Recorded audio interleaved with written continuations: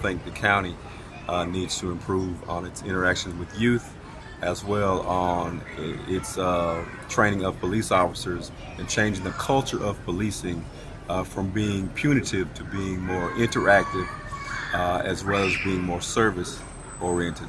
Because when we get out of just locking people up and we get to actually sit across the table from someone or just stand and talk to someone, we learn about that person and we learn if they have issues or if they have needs, and we can ultimately learn why they do what they do. We have to realize from day one at the police academy, right, that these new cadets have to be taught that people are out here committing certain crimes, but they almost ultimately have no choice.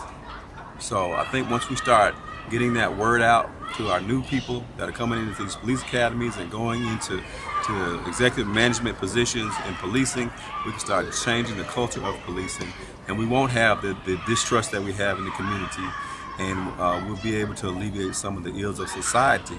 My wife, who also deals with youth that are in the foster care system or needing assistance in some way, it was called to her attention by a police officer that there was a youth in his neighborhood, a little young man in his neighborhood that had dropped out of high school.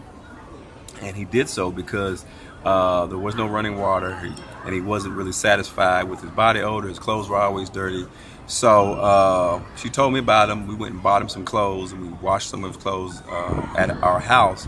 And we went to take the new clothes to him, and he wasn't at home. So we drove around the neighborhood, and we saw a group of guys standing out. It's pretty dark where they were standing out on the corner, about 8 of them. And we pulled up, and my wife yells out his name. And he said he knew her voice, apparently. And he said, "Yes, ma'am." And she told him to come to the car, and he came to the car and got in. We took him home and gave him the clothes. And after we left, I told my wife that years before that, when I was on the street level narcotics team, we would have targeted those guys that were standing out on that corner in the middle of the night in the dark, and ultimately pulled up on them and jumped out, and probably would have ended up chasing a few of them, right, and catching them. And 1 or 2 of them may have had some drugs on them, right.